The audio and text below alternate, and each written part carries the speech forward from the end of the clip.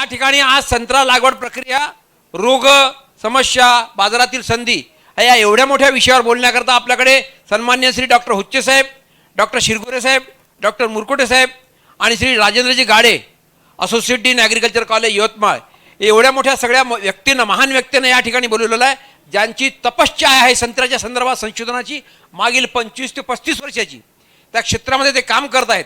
माझी तुम्हाला विनंती आहे, जेवढं जमलं तेवढं तुम्ही लक्ष द्या.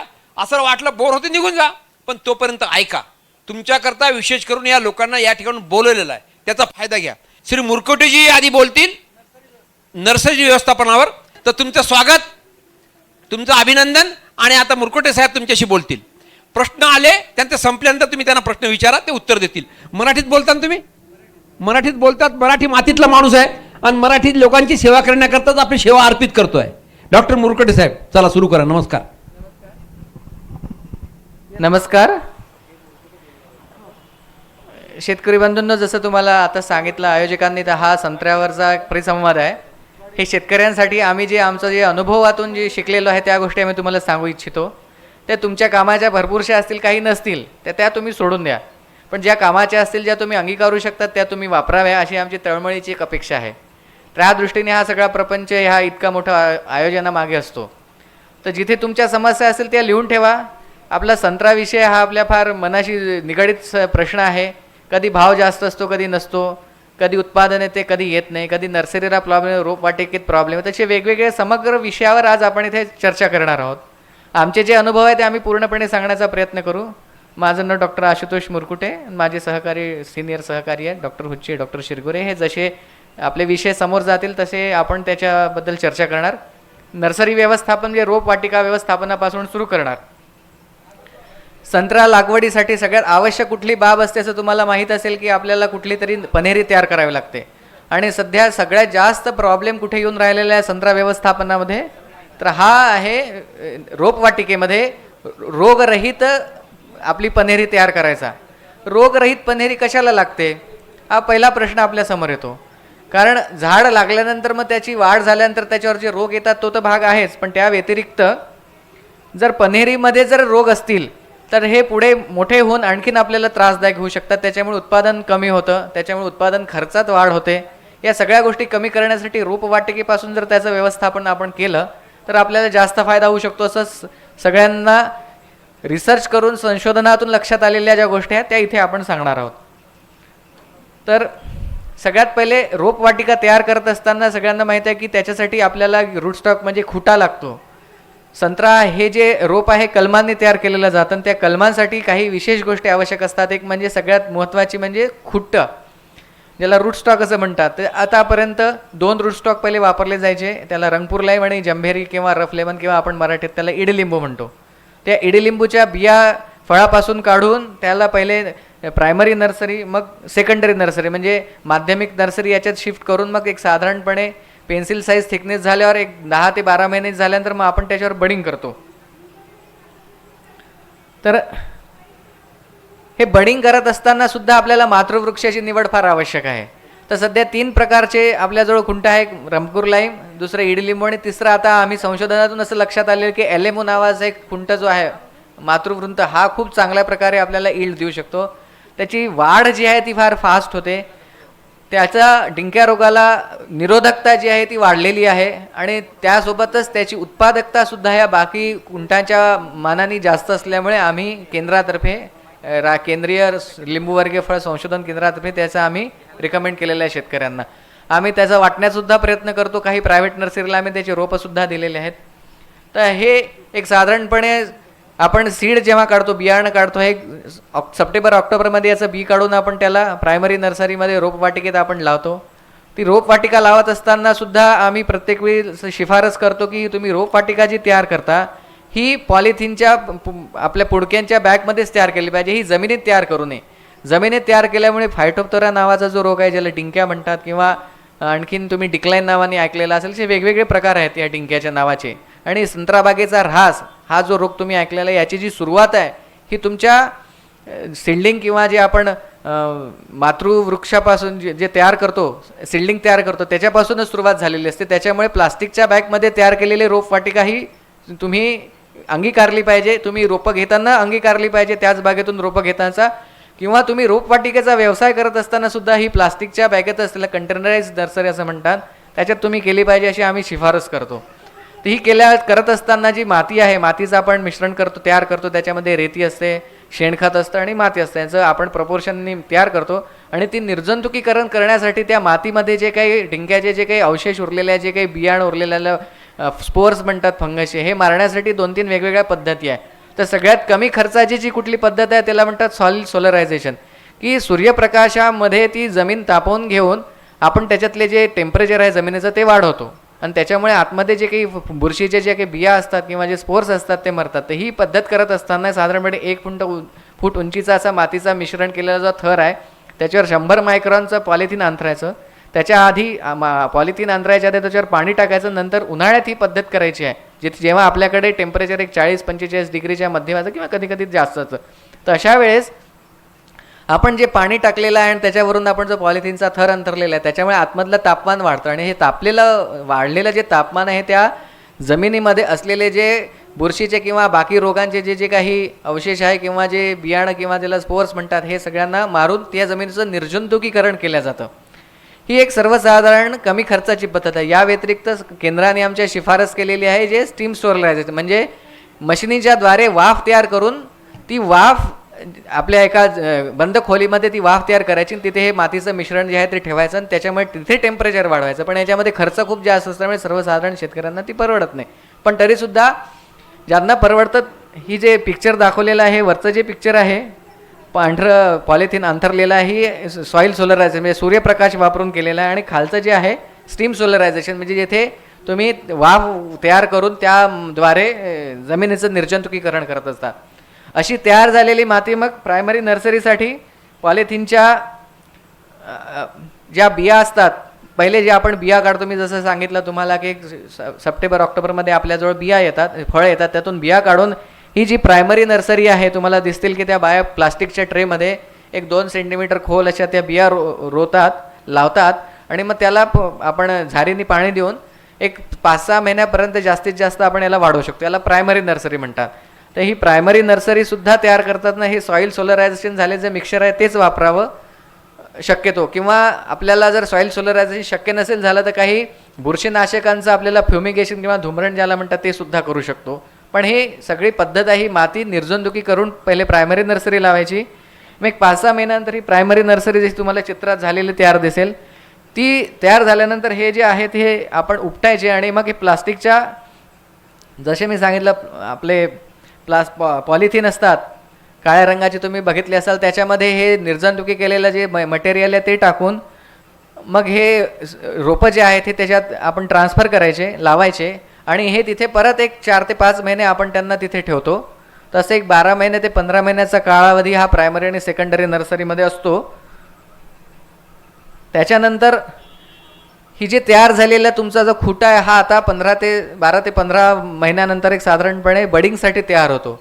तर बडिंग ही जी प्रोसेस करत असताना आपल्याला त्यासोबतच आधीपासून एक मातृवृक्ष शोधून ठेवायचा असतो की ज्याचं इंडेक्सिंग केलेलं आहे, म्हणजे ज्याच्यावर कुठलाही रोग आलेला नाही. आपल्याजवळ त्याचा पूर्ण डाटा तयार पाहिजे की या झाडावर कुठलाही रोग आलेला नाही, पूर्ण निर्जंतुक आहे.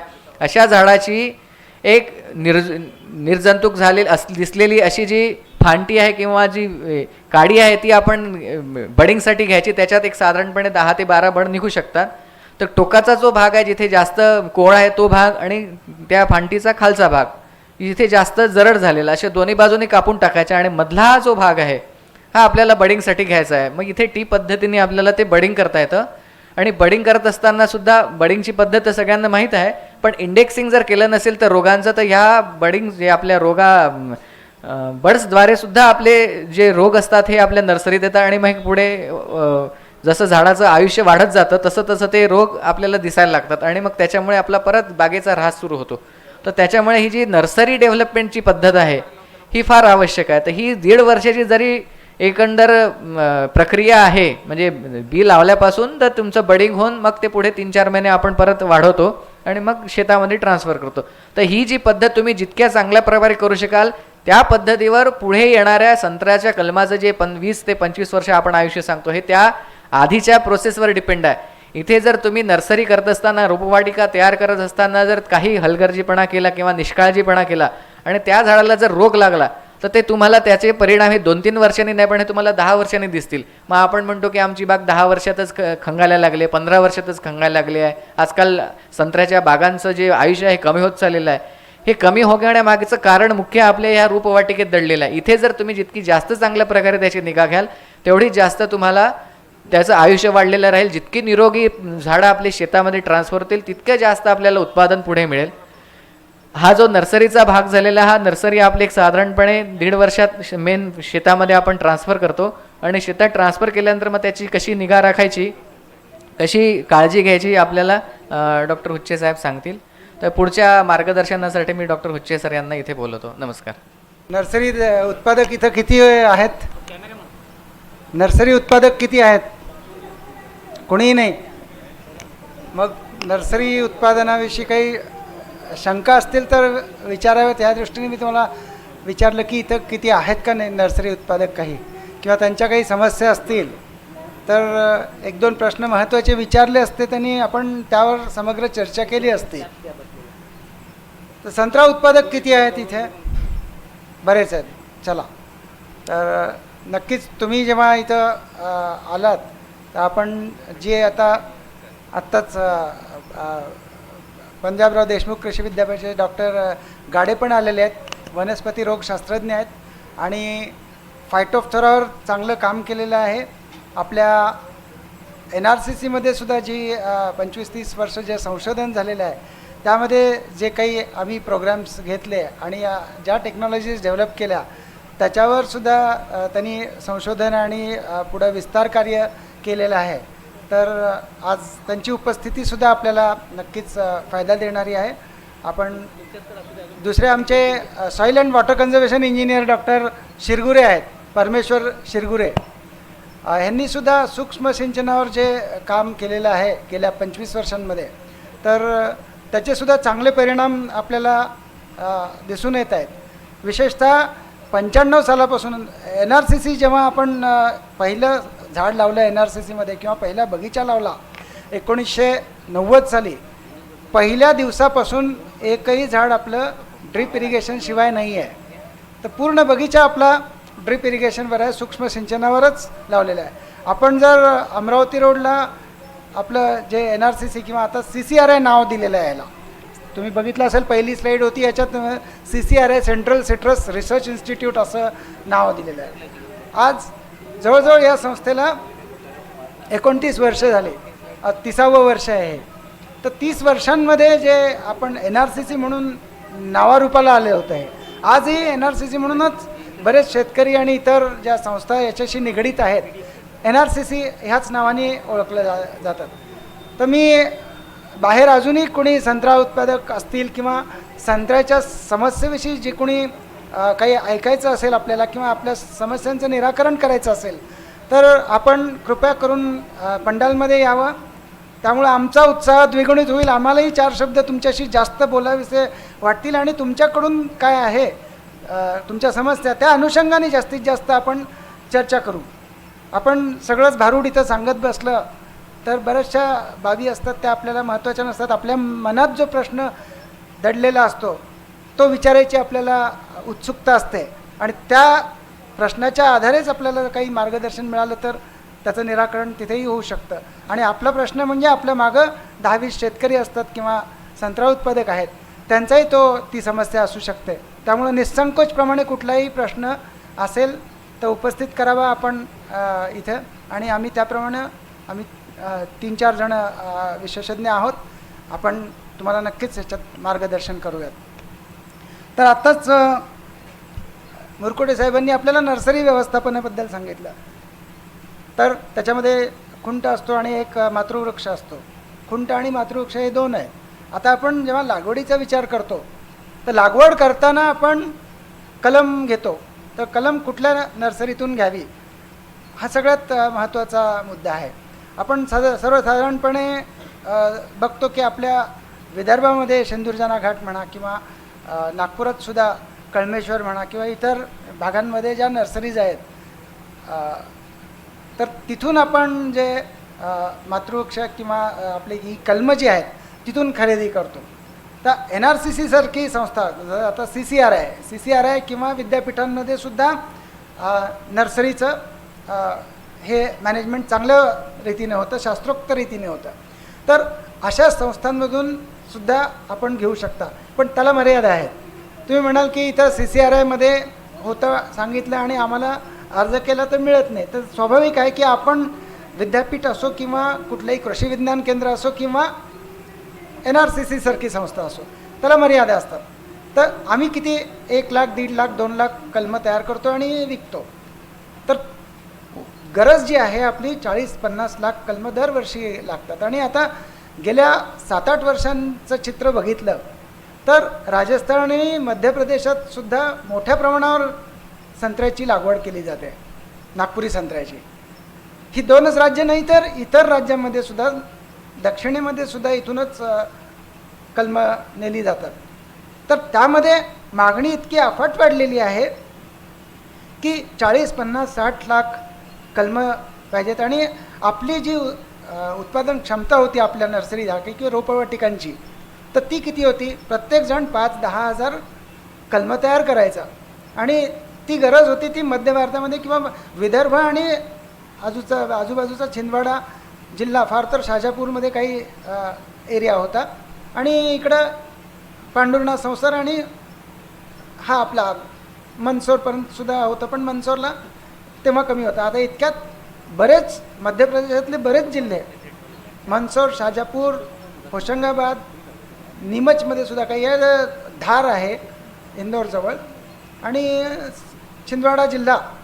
तर ह्या सगळ्या ठिकाणी जवळजवळ 30 ते 40 हजार हेक्टर एरियामध्ये संत्रा उगवला जातो, त्याचं उत्पादन घेतलं जातं. त्याचप्रमाणे राजस्थानमध्ये सुद्धा, राजस्थानमध्ये प्रतापगड जिल्हा एक आहे जो आदिवासी म्हणून ओळखला जातो.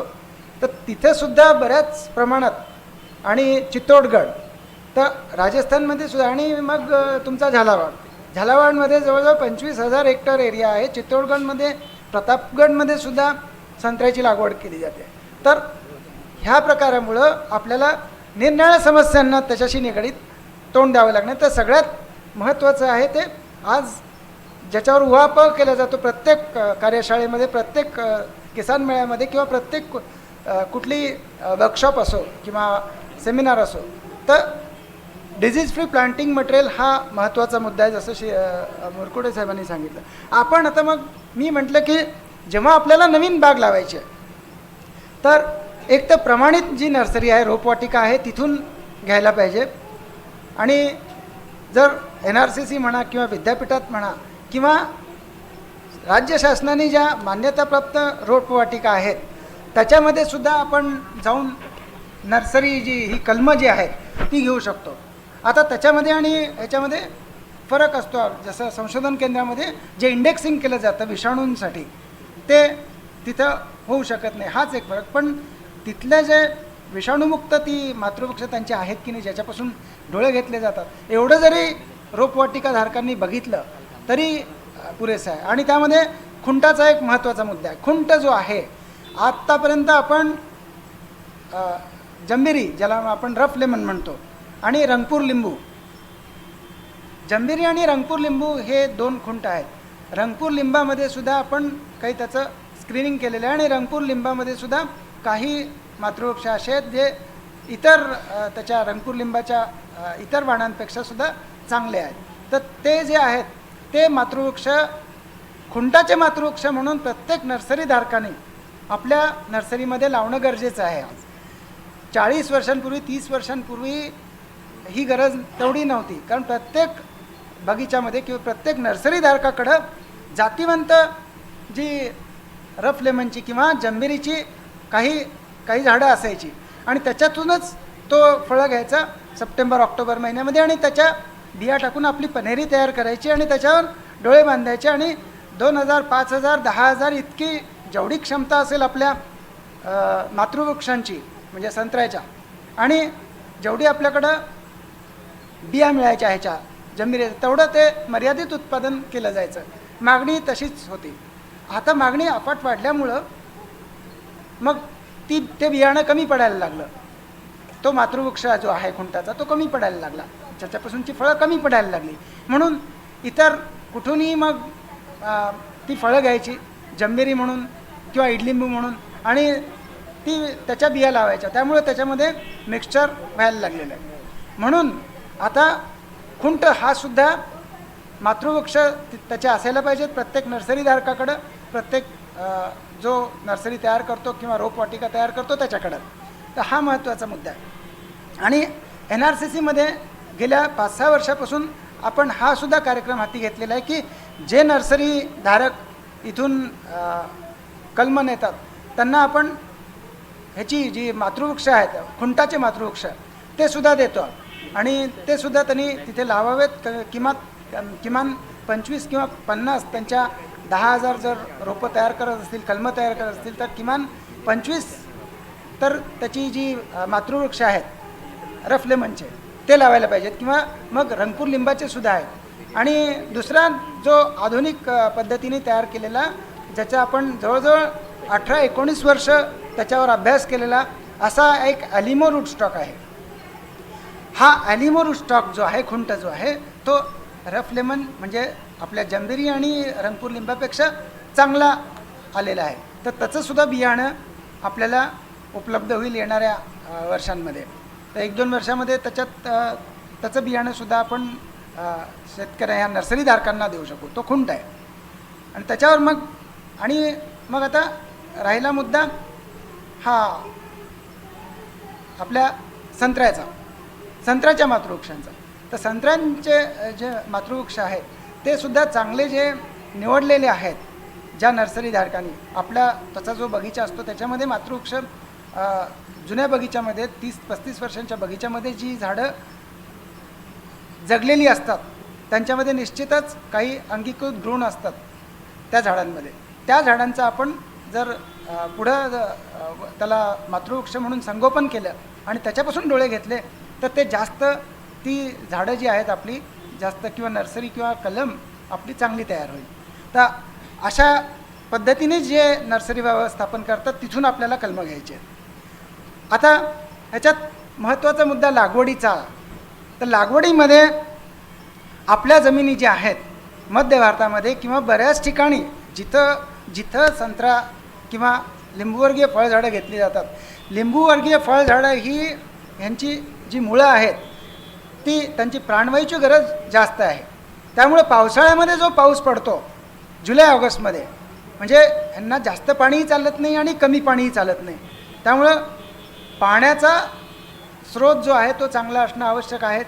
उन्हाळ्यामध्ये पाणी देणं आवश्यक आहे. आता शिरगुरे साहेब त्याच्याबद्दल सांगतील की त्याचं व्यवस्थापन उत्तमरित्या कसं करायचं.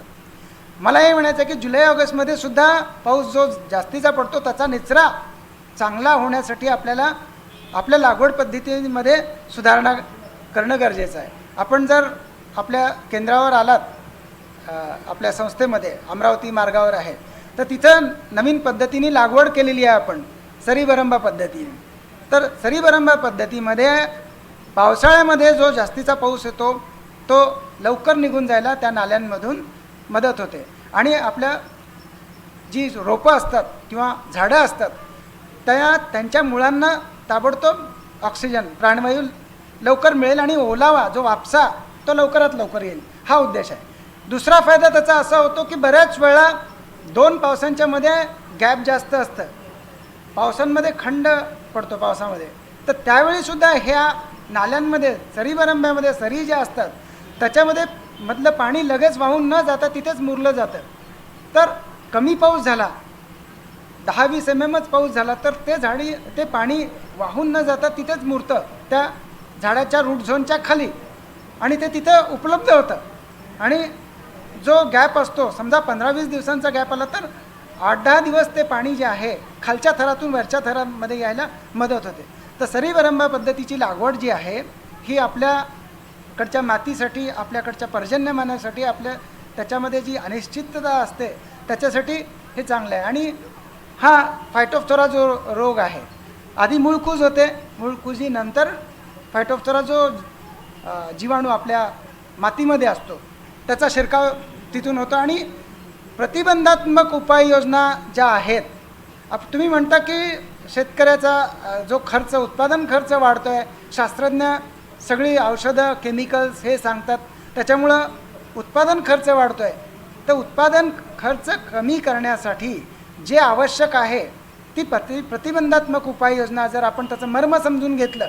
आम्ही बऱ्याच मागची 20-25 वर्ष झालं मी बगीचांमध्ये, आमचे शास्त्रज्ञ, आम्ही सगळ्या बगीचांमध्ये सांगतो की डिंक्या येतो आहे. अफाट हा नोव्हेंबर-डिसेंबरमध्ये ह्याचं मॅनिफेस्टेशन जे दिसून येत आहे. आपण जुलै-ऑगस्टमध्ये त्याच्याकडे दुर्लक्ष करतो, तिथं त्याचा जो प्रादुर्भाव आहे दिसून येत नाही. पण जेव्हा आपण नोव्हेंबर-डिसेंबरमध्ये जातो तेव्हा हे प्रकर्षाने जाणवतं. आणि जेव्हा आम्ही सांगतो की हे करा, मग एकदा डिंक पाझरताना दिसला म्हणजे इन्फेक्शन आहे म्हटल्यावर ही लिस्ट असते, केमिकल्सची लिस्ट असते, राज्य शासनाच्या योजना आहेत, ह्या सगळ्या आहेत. आता गाडेसाहेब सांगतील तुम्हाला कशा पद्धतीनं त्याचं उत्तम व्यवस्थापन करायचं, त्याच्यासाठी जे बुरशीनाशकं आहेत तर तेही वापर. तर हा खर्च कमीत कमी ठेवण्यासाठी बुरशीनाशकांचा वापर किंवा कुठल्याही रसायनांचा, केमिकलचा, पेस्टिसाईडचा वापर कमीत कमी करायचा असेल तर प्रतिबंधात्मक उपाययोजना ह्या लक्षात घेणं गरजेचं आहे. मी सांगितलं की ज्या बगीचात आपण जातो आणि सांगतो की हे रिडामिल घ्या किंवा बायोस्टिन घ्या किंवा अजून काही केमिकल्स आहेत ते वापरा, तर ते वापरण्यासाठी त्याची कार्यक्षमता जास्तीत जास्त करून घ्यायची असेल आणि त्याचा उपयोग जास्तीत जास्त आपल्या संत्रा बगीचाला करून द्यायचा असेल तर प्रतिबंधात्मक योजना करणं गरजेचं आहे. आम्ही म्हणतो की हे तुमच्या बगीच्यामध्ये पाण्याचा निचरा चांगला होत नाही, तर म्हणतात आमच्या बगीच्यामध्ये पाणी उभंच राहत नाही साहेब. अरे उभंच राहत नाही तर मग आता तुम्ही सरीवरंब पद्धतीकडं का जाता? तर त्याचं मर्म आम्ही तेव्हाच 25 वर्षांपासून आम्ही सांगत आलेलो आहोत की पाण्याचा निचरा उत्तम होणं गरजेचं आहे. जूनमध्ये, मेच्या शेवटी किंवा जूनच्या पहिल्या आठवड्यात पाऊस सुरू होण्याच्या आधी निचऱ्याचं व्यवस्थापन चांगलं करा. बगीच्याच्या तिन्ही बाजूला, उताराच्या बाजूला जे आहेत 3-3, 4-4 फुटाचे दांड खोदा, जेणेकरून उताराच्या बाजूने जास्तीचं पावसाचं पाणी निघून जाईल. त्यानंतर जूनमध्ये 1-2-3 पाऊस चांगले झाले की त्या पावसानंतरसुद्धा जे आपल्याला बगीच्यामध्ये सखल जागा जिथे जिथे दिसते तिथल्या 1-1 फुटाच्या नाल्या खोदून त्या नाल्या उताराच्या विरुद्ध दिशेने म्हणजे आडव्या, अक्रॉस द स्लोप, तर त्या म्हणजे मातीचं क्षरण, माती आणि अन्नद्रव्य जी देतो आपण त्याचं क्षरण नाही होणार, ते वाहून जाणार नाहीत. त्या आडव्या नाल्यांमध्ये ते राहील आणि पाणी त्या आडव्या नाल्यांमधून 1-1 फुटाच्या, त्या मोठ्या 4-4 फुटाच्या बाजूच्या उताराच्या दिशेनं ज्या मोठ्या नाल्या आहेत तिथून ते पाणी निघून जाईल. ते अशी व्यवस्था केली आपण तर कमीत कमी खर्च. मी हे परंपरागतरित्या जी लागवड केलेली आहे आता त्याच्यामध्ये काय उपाययोजना करायची, आणि जर नवीन पद्धतीने आता सरीवरंब्यावर जर आपण लागवड केली तर ही कमीत कमी हे पण आपण जे केमिकल आहेत हे कमीत कमी याचा वापर करू शकतो आणि त्याचं नियोजन चांगलं करू शकतो. त्यानंतर ही लागवडीचा मी एक महत्त्वाचा मुद्दा सांगितला तुम्हाला. बाकी तुम्हाला ज्या माहिती आहे त्याबद्दल मी बोलणार नाही. त्याचं ट्रेनिंग कसं करायचं, त्याचे फुटवे येऊ नयेत म्हणून काय काय उपाययोजना करायची, निंदण कशी करायची, त्याच्यात वीड मॅनेजमेंट आहे, पाण्याच्या व्यवस्थापनाबद्दल आता शिरगोळे साहेब सांगतीलच कसं काय. दुसरा महत्त्वाचा मुद्दा मी सांगतो की खतांचं नियोजन. आता खतं जेव्हा आपण सांगतो की आपल्या पुस्तकांमध्ये किंवा फोनवर तुम्ही विचारलं तर आम्ही जे सांगतो तर एक ब्लँकेट ॲप्लिकेशन जे आहे तर आपल्या बगीच्यामध्ये साधारणतः 500-600 फळं एका झाडावर लागतील ह्या हिशोबाने आपण अंदाज धरून जी शिफारस आपण दिलेली आहे नायट्रोजन, फॉस्फरस, पोटॅशियम. तुम्ही विचाराल तर नायट्रोजन, फॉस्फरस, पोटॅशियम ह्या 3 अन्नद्रव्यांचाच डोस आपण फोनवर किंवा अशा कुठल्याही कार्यशाळेमध्ये आपल्याला सांगता येईल. पण आपल्याला जर माहिती करून घ्यायची असेल जास्ती त्याचा आपण मातीचं जे ॲनालिसिस आहे, विश्लेषण केलेलं असेल तर ते जास्त चांगलं. आता हे वर्ष जे आहे आंतरराष्ट्रीय मृदा वर्ष म्हणून सुद्धा साजरं केलं जातं आणि गव्हर्मेंट ऑफ इंडियाच्या सुद्धा कृषी विभागामार्फत प्रत्येक विद्यापीठामध्ये, प्रत्येक कृषी विज्ञान केंद्रामध्ये आणि संशोधन संस्थांमध्ये सुद्धा हा कार्यक्रम राबवला जातो आहे सॉईल हेल्थ कार्डचा. हे सॉईल हेल्थ कार्ड हे आपण आपल्या बगीचाच्या ह्याचं जे प्रोफाईल केलेलं असेल तर उत्तम, नसेल तर हे करून घ्यावं. आणि जरी जुना प्रोफाईल असेल 10, 20, 15 वर्षांचा बगीचा असेल आणि कधी केलेला असेल तर त्याला दर 5 वर्षांनी का होईना आपलं जे सॉईल प्रोफाईल आहे किंवा सॉईल हेल्थ कार्ड हे पुन्हा एकदा तपासून पाहणं गरजेचं आहे. शास्त्रज्ञ तर सांगतात अगदी 3 वर्षातून एकदा तुम्ही मातीचा नमुनासुद्धा तपासायला पाहिजे. म्हणजे मातीमध्ये आपल्या बगीच्यामध्ये जसं एक 15 ते 30 सेंटीमीटरपर्यंत त्याच्यामध्ये काही बदल झालेला असेल, वारंवार आपण खतं देतो किंवा वारंवार पीक घेतो आणि खतं देत नाही, दोन्ही गोष्टी चांगल्या नाही आहेत. वारंवार जास्तीची खतं दिलेली असतील तर त्याचा स्टेटस काय आहे, त्याचा दर्जा आता मातीचा काय आहे, त्या मातीमध्ये कुठली अन्नद्रव्य कमी आहेत किंवा योग्य प्रमाणात आहेत किंवा जास्त आहेत हे कळतं आपल्याला. आणि जर कमी असतील, दिलेलं नसेल तर त्याचं क्षरण किती झालेलं आहे किंवा त्याचा त्या मातीचा ऱ्हास किती झालेला आहे, उत्पादन क्षमता तिची किती कमी झालेली आहे हे आपल्याला कळून येतं. म्हणून ह्या मातींचे नमुने आपण तपासून घ्यावेत. सॉईल हेल्थ कार्डच्या माध्यमातून मोठ्या प्रमाणावर ही योजना शासनामार्फत राबवली जाते, विद्यापीठांमार्फत राबवली जाते. तर ते करून घेणं आपल्या बगीच्याच्या दृष्टीने सुद्धा, संत्रा उत्पादकांच्या दृष्टीने सुद्धा महत्त्वाचं आहे. ह्यातून फायदा एक होतो की जेव्हा तुम्ही कुठल्याही शास्त्रज्ञाकडं किंवा कुठल्याही KVK कृषी विज्ञान केंद्र कुठल्याही सल्लागाराकडं तुम्ही प्रश्न विचारता किंवा अगदी कृषी सेवा केंद्रामध्ये सुद्धा तुम्ही खतं घ्यायला जाता किंवा काय, तर तिथं ते सॉईल हेल्थ कार्डची झेरॉक्स प्रत आपण त्याला दाखवली, बाबा माझ्या शेतामध्ये हे आहे, माझा सामू एवढा आहे, pH एवढा आहे, हे नायट्रोजन एवढं आहे उपलब्ध, फॉस्फरस एवढं आहे, पोटॅशियम एवढं आहे, झिंक आणि हे मॅग्नेशियम किंवा मँगनीज हे एवढे आहे. तर त्याला त्या अनुषंगाने तो आपल्याला देईल किंवा 18-18-10 तुम्ही एवढं द्या, ह्या विभागून द्या असं. तर ह्या गोष्टी आहेत किंवा मग DAP आहे किंवा इतर हे जर नायट्रोजन देणाऱ्या द्या तर हे तर आपण ज्या शिफारसी दिलेल्या आहेत पुस्तिकेमध्ये, तर 600 ग्राम 600 ते 800 ग्राम नायट्रोजन, 200 ते 300 ग्राम जे आहे फॉस्फरस दिलेलं आहे आणि तेवढंच पोटॅशियम 200 ते 300 हे 9 महिन्यांच्या पीक वाढीसाठी आहे. आंब्या बहार किंवा मृगबहारामध्ये एक साधारण 15 ते 20 दिवस कमी लागतात मृग, तर ह्याच्यासाठी हे दिलेलं आहे. त्यानंतर महत्त्वाचं आहे ते झिंक सल्फेटच्या माध्यमातून आपण मातीतून झिंक दिलं. झिंक हे सर्वसाधारणपणे आपल्या बगीच्यामध्ये आपल्या पानांमध्ये याची कमतरता दिसून येते, तर झिंक सल्फेट आपण देऊ शकतो. मॅंगनीजसुद्धा काही बगीचांमध्ये येऊ शकतं. म्हणून तर पानांचं विश्लेषण आहे हे विशेषतः मायक्रोन्यूट्रियंट जेव्हा आपण देतो, बऱ्याच वेळा मायक्रोन्यूट्रियंट सूक्ष्म अन्नद्रव्य जे असतात, कंपन्यांचेही प्रतिनिधी असतील तर अतिशय चांगलं आहे. कंपन्यासुद्धा त्यांचं उत्पादन असतं, त्या उत्पादनाचं त्यांना सेल करायचं असतो, त्यांना टार्गेट दिलेलं असतं. तर तुम्ही विचाराल तर नक्कीच ते एक टेलरमेड जे असतं तर ते फॉर्म्युलेशन तुम्हाला देतात. त्याच्यामध्ये आवश्यक असलेली सुद्धा अन्नद्रव्य असतात, नसलेलीही बऱ्याच प्रमाणात असतात. म्हणून आपण जर मातीचं विश्लेषण केलं आपल्या बगीचा आणि पानांचं सुद्धा सोबत विश्लेषण केलं, बऱ्याच वेळा पानांचं विश्लेषण कशासाठी करायचं, मातीमध्ये ही अन्नद्रव्य उपलब्ध आहेत पण ती झाडाला मिळत नाहीत, त्याला निरनिराळी कारणं असू शकतात. तर ते करण्यासाठी आपल्याला पानांचं सुद्धा विश्लेषण करणं गरजेचं आहे.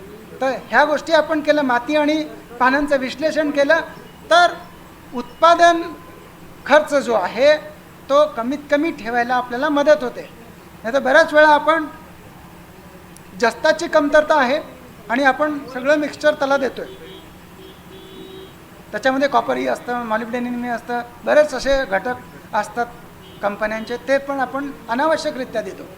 कारण कॉपर हे जे आहे, कॉपर फंजिसाइड जे आहेत त्या माध्यमातून आपण त्याची कॉपरची कमतरता ती झाडाची पुरी करतो. पुन्हा त्याला मातीतून किंवा फवारणीतून द्यायची गरज नाही. पण झिंक आहे मातीत कमी असतं, त्यामुळे झिंक हे बहुतेक बगीच्यामध्ये आपण देऊ शकतो. आता राहिला मुद्दा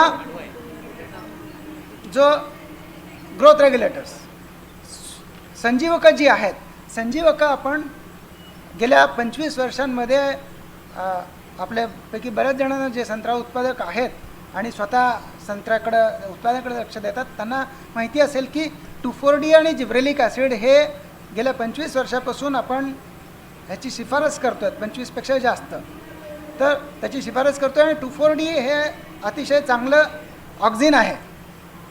तर ऑक्झिन म्हणून हे चांगलं वापरू शकतो आपण. जेव्हा 1960-66मध्ये हरित क्रांती झाली त्यावेळी 2,4-D हे तणनाशक म्हणून गव्हामध्ये वापरलं जातं, आजही वापरलं जातं. पण त्याचं जर कमी प्रमाणात आपण वापरलं तर एक टॉनिक म्हणून, एक ग्रोथ रेग्युलेटर म्हणून 2,4-D ह्याचा वापर आपण चांगल्या रीतीनं करू शकतो आणि कमी खर्चाचं हे तंत्रज्ञान आहे. नॅफ्थलिन ॲसिटिक ॲसिड NaA सुद्धा वापरता येतं, ते सुद्धा सिंथेटिक ऑक्झिन आहे. ते किंवा हे 2,4-D हे अतिशय स्वस्त आहे नॅफ्थलिन ॲसिटिक ॲसिडपेक्षाही. तसा लागवडीचा खर्च कमी आहे. आणि दुसरं आहे जिब्रेलिक ॲसिड. ऑक्झिन्स आणि जिब्रेलिन्स हे 2 हॉर्मोन्स जे आहेत हे महत्त्वाचे आहेत आपल्या संत्रा उत्पादनासाठी. तर जिब्रेलिन्ससुद्धा 10 ते 20 ppm पर्यंत, 10 ते 20 ppm म्हणजे 1 ते 2 ग्राम 100 लिटर पाण्यासाठी. 2,4-D सुद्धा 10 ते 15 ppm, 1 ते 1.5 ग्राम 100 लिटर पाण्यासाठी. तर ही दोन्ही जी संजीवकं आहेत ही आपल्या संत्रा उत्पादनासाठी फायदेशीर आहेत आणि कमी खर्चाचं हे तंत्रज्ञान आहे. तर 2,4-D आपण जे आहे फळधारणा झाल्यानंतर 1 महिन्याने आपण 2,4-D वापरावं, 1 ते 1.5 ग्राम 100 लिटर पाण्यासाठी. आणि त्याच्यासोबत युरिया. आता युरिया हा सुद्धा याच्यासाठी पानामार्फत आपण देतो की युरियामध्ये काही ग्रोथ रेग्युलेटर प्रॉपर्टीज आहेत. म्हणजे संजीवकासारखंच काम जेव्हा पानांच्या मार्फत आपण युरियाची फवारणी करतो त्यावेळी ते काही पॉलिअमिन्स म्हणून घटक असतात जे फुलांच्या आणि फळांच्या वाढीला मदत करणारे असतात. तर ते तयार होतात युरिया फवारणी केली असता. 600-800 ग्राम 1000 ग्राम नायट्रोजन तर आपण मातीतून देतोच झाडासाठी, जो त्याच्या शाकीय वाढीसाठी आवश्यक असतो. त्याच्यामध्ये जो CN रेशो तयार झालेला असतो त्याच्यामुळं फुलं आणि फळांची चांगली वाढ होतेच. पण जेव्हा फळांची संख्या जास्त असते आणि त्याच्यामध्ये स्पर्धा होत असते त्यावेळी ह्या अन्नद्रव्यांची किंवा ह्या सूक्ष्म घटकांची ज्या पॉलिअमिन्स म्हणतो आपण ते पानामध्ये तयार होतात. आणि युरिया हा आपण प्रत्येक फवारणीमध्ये विशेषतः कुठलेही इन्सेक्टिसाईड, फंजिसाईड जरी फवारणी केली आपण त्याच्यामध्ये सुद्धा युरिया आपण दिला तर तो एकतर नत्राची पूर्तता करतो आणि जी पिकाची अवस्था असते त्यावेळीसुद्धा ह्या पॉलिअमिन्स त्याच्यात तयार होतात. हे संत्रा, लिंबू, मोसंबीसाठीच नाही तर इतर फळपिकं किंवा इतर आपल्या भाजीपाला यांच्यासाठी सुद्धा उपयोगी आहेत. तर त्यामध्ये युरिया हा 1% युरिया म्हणजे 1 किलो 100 लिटर पाण्याला. मी सांगितलं 2,4-D, जिब्रेलिक किंवा जिब्रेलिक ॲसिड आणि युरिया 1 किलो 100 लिटर पाण्याला. जर झाडावर फळांची संख्या जास्त असेल तर 1.5 किलोसुद्धा वापरू शकतो, 2 किलोसुद्धा वापरू शकतो. पण कमीत कमी जे मी सांगितलं की एक ब्लँकेट ॲप्लिकेशनसाठी जी शिफारस करायची तर ते 1 किलो हा कमीत कमी 1 ग्राम 2,4-D किंवा 1 ग्राम जिब्रेलिक ॲसिड आलटून पालटून वापरायचं आहे. तर हे आणि युरिया 1 किलो किंवा पोटॅशियम नायट्रेट हे वापरलं आपण किंवा मोनोपोटॅशियम फॉस्फेट, मग फळांची वाढ चांगली व्हायला सुद्धा बऱ्याच वेळा मृगबहाराची फळं असतात आपल्या याच्यामध्ये आणि मृगबहार उशिरा फुटलेला असेल तर फळांचा आकार, फळांची संख्या जास्त असते पण आकार लहान राहिलेला असतो, आकारमान लहान राहतं. तर तो लवकर आकारमान याचं वाढवायचं असेल आपल्याला तरी ह्या संजीवकांच्या सोबत ह्या अन्नद्रव्यांच्या जर फवारण्या आपण केल्या, मातीतून जी खतं देतो त्याच्याशिवाय, तर ह्याची वेगाने वाढ व्हायला मदत होते आणि लवकरात लवकर आणि जास्तीत जास्त फळांची आपली संख्या असते ती एक आपण म्हणतो की 50 ते 60 mm आकाराची फळं आपल्याला मार्केटमध्ये दूरवरच्या बाजारामध्ये किंवा त्याचा जो रेट आहे त्याचा प्रीमियम रेट, चांगला रेट मिळण्यासाठी आपल्याला ह्या आकारमानाची फळं तयार करणं गरजेचं आहे.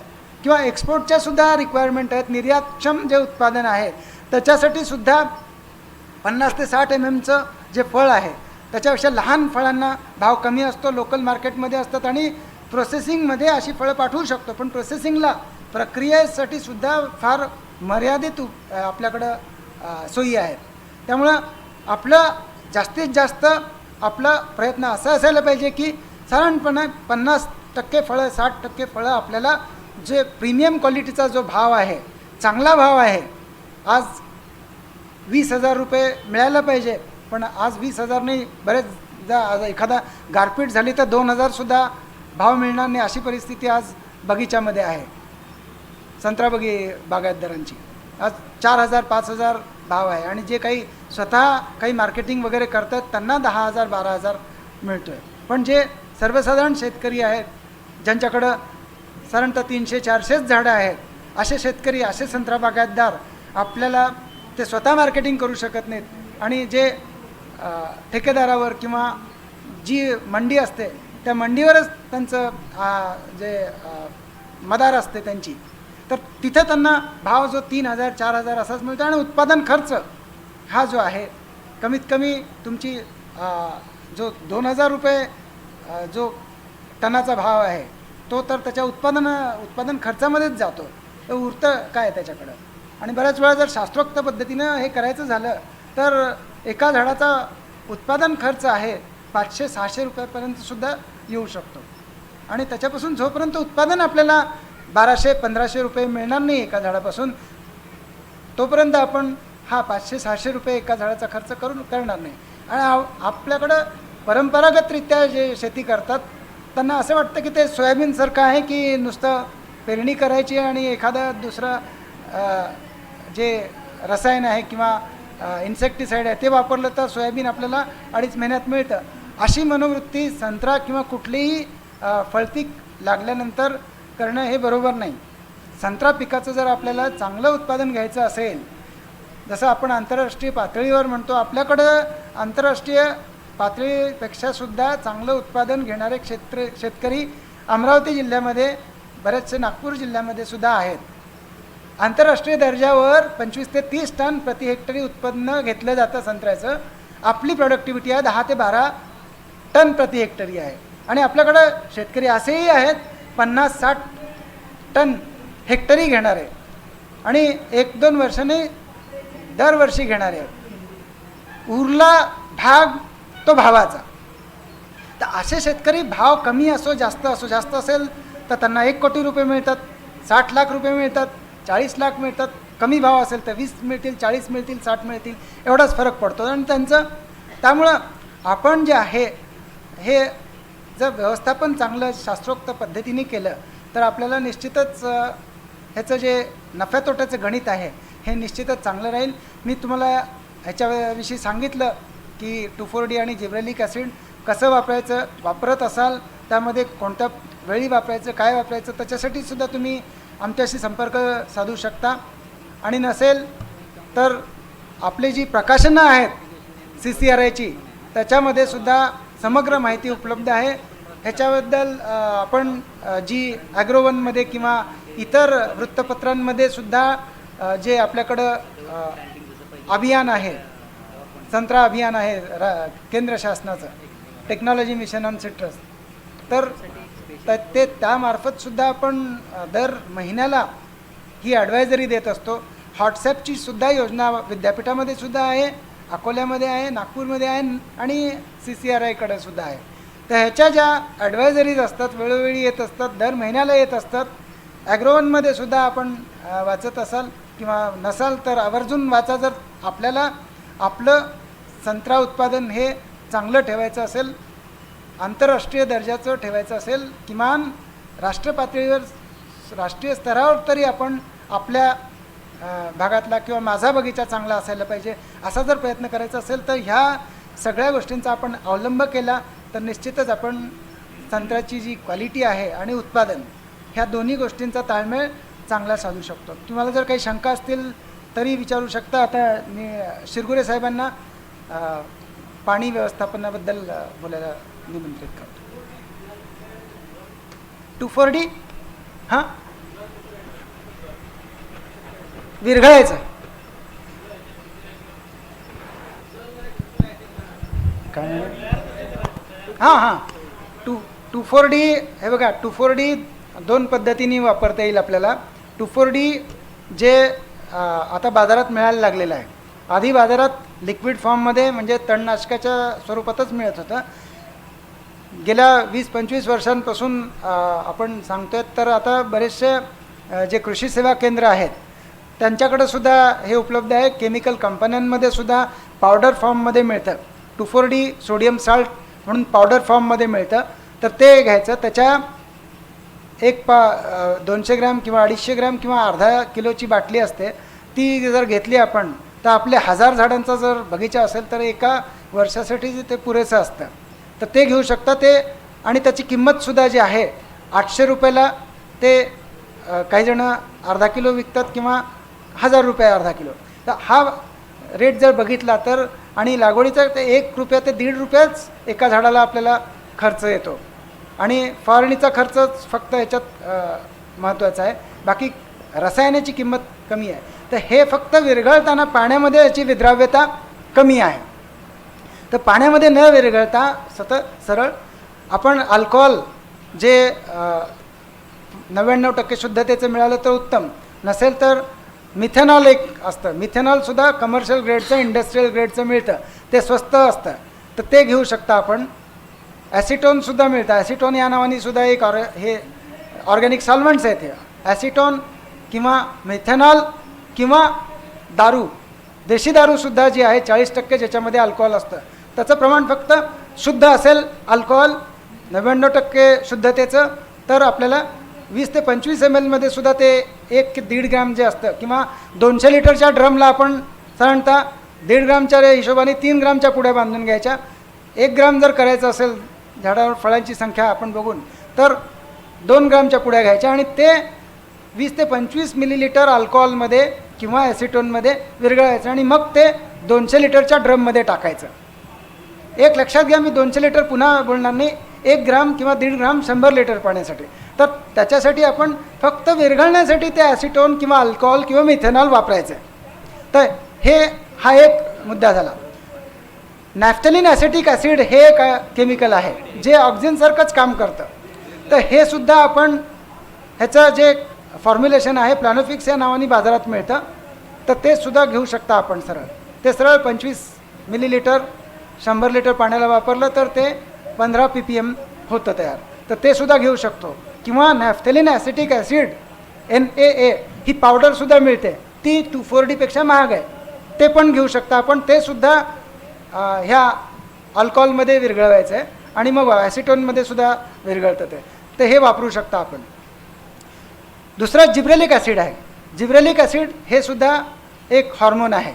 तर हे सुद्धा सरळ पाण्यामध्ये न विरघळता आपण थोड्याशा अल्कोहोलमध्ये विरघळलं आहे तर ते पण लवकर विरघळतं. आणि ते अल्कोहोल 20 ते 25 मिलीलिटर 20 ते 25 मिली 25 ते cc मिली इक्विव्हॅलंट असतं. ते बरोबरीच असतं ते. हां, तर हे वापरू शकता. जास्त अल्कोहोल असेल किंवा ॲसिटोन असेल तरी फरक पडत नाही. थोडंसं जास्त लागेल. बाकी त्याच्यावर वाईट परिणाम काहीच होत नाही. कारण 100 लिटरमध्ये आपण ते विरघळण्यासाठी फक्त वापरतोय आधी. हां हां हां सांगतो. हां अच्छा हां हां नाही, त्याच्यामध्ये म्हणून तर मी तुम्हाला 2-3 ऑप्शन्स सांगितले की एक तर ॲसिटोन आहे, मिथेनॉल आहे. मिथेनॉलसुद्धा ऑर्गॅनिक सॉल्व्हंट आहे. ते पण आणि कमर्शियल ग्रेडचे आहेत. कमर्शियल ग्रेडची मिळतात ही केमिकल्स. म्हणजे महागडी घ्यायची गरज नाही. 1 लिटरची बाटली घेतली तर त्याच्यामध्ये आपण 1 सीझन पूर्ण काढू शकतो. हां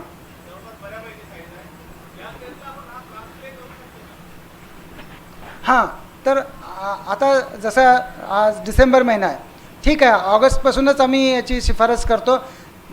दर महिन्याच्या अंतराने आपण ह्या फवारण्या करतो. तर अजूनही आपल्याकडं डिसेंबर महिना धरला तर 15 दिवसांच्या अंतराने आपण फवारण्या केल्या 4. आज 15 डिसेंबर 30 डिसेंबर 15 जानेवारी 30 जानेवारी. तर फेब्रुवारीपर्यंत आपण जी तोड आहे त्याची तोड फेब्रुवारीमध्ये सुरू होईल. किती लवकर केली तरी फेब्रुवारीच्या आधी नाही करणार. तर फेब्रुवारीपर्यंतचा जो काळ आहे आपल्याकडं 2 महिने, समजा 1.5 ते 2 महिने, हे आपण ह्याच्या 4 ते 5 फवारण्यासुद्धा करू शकतो. साईज कसं आहे हां नाही मी सांगितलं ना तुम्हाला, ती अन्नद्रव्ये आहेत. एक तर युरिया सांगितलं, दुसरं पोटॅशियम नायट्रेट सांगितलं, तिसरं मोनोपोटॅशियम फॉस्फेट. ह्या 3 आहेत. त्याच्याशिवाय सुद्धा दुसरे DAP सुद्धा टाकू शकतो. पण ह्या 3 ज्या आहेत कमीत कमी ह्या आलटून पालटून 3 2,4-D आणि जिब्रेलिक ॲसिड आलटून पालटून वापरून त्याच्यासोबत ह्या वापरल्या 3 ते 4 फवारण्या तर आकार वाढायला सुद्धा मदत होईल. त्याचं फक्त पाण्याचं नियोजन आहे. पाणी जे आपण शिफारस केलेलं आहे 60-80 लिटर, आत्तासुद्धा जर फळं असतील झाडावर तर 60 ते 80 लिटर कमीत कमी द्यायला पाहिजे. उन्हाळ्यामध्ये मार्च एंडपर्यंत जर ठेवायची असतील आपल्याला झाडावर फळं तर ते सुद्धा 80 ते 100 लिटर. हे जसं तसं इव्हॅपोरेशन होतं त्याच्यावर ते अवलंबून असतं आणि झाडाची पर्णछत्र कसं आहे, त्याची कॅनोपी कशी आहे आणि माती कशी आहे आणि खतांचं नियोजन कसं आहे त्याच्यावर पाणीसुद्धा आपण ठरवायला पाहिजे. तर मग आपण ह्याचे रेंज जे आहे, कमी पाणी आणि पाण्याची उपलब्धता, विजेची उपलब्धता, ह्या गोष्टीसुद्धा लक्षात घेऊन आपण ह्या विपरीत बाबींचा कमीत कमी आपल्या उत्पादनावर जे आहे त्याचा कमीत कमी प्रभाव पडावा ह्या दृष्टीने आपण नियोजन करायला पाहिजे. तर दुसरी अजून एक तुम्ही विचारलं 2,4-D. 2,4-D हे लिक्विड फॉर्ममध्ये सुद्धा अवेलेबल आहे बाजारात. तर तणनाशक म्हणून आहे ते. तर तणनाशक म्हणून जे अवेलेबल आहे ते सुद्धा आपण वापरू शकतो.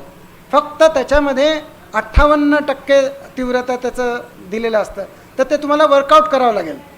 58% तीव्रतेचं आहे तर ते किती 5 मिलीलिटर 100 लिटर पाण्याला 4 ते 5 मिलीलिटर येतं ते. तर तुम्ही 4चं 5 केलं तरी फरक पडत नाही, 4चं 3.5 केलं तरी फरक पडत नाही. पण ते 5 मिलीलिटर 1 लिटर पाण्यात केलं तर 100% तीव्रता तुम्ही वाढवताय.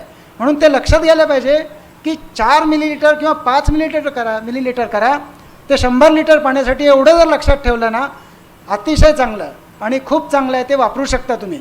मी वापरलेलं आहे, लोकांना वापरायला दिलेलं आहे, आधी केलेलं आहे, मग सांगितलेलं आहे. तर हे वापरा तुम्ही. फक्त तुम्ही विचारलात हा प्रश्न म्हणून मी तुम्हाला सांगतो आहे. पण बाकीच्यांनी जे एवढं लक्षात घ्यायला पाहिजे, तुम्ही वापरत असाल 2,4-D आधीपासून तर तुम्ही ते सुद्धा वापरू शकता.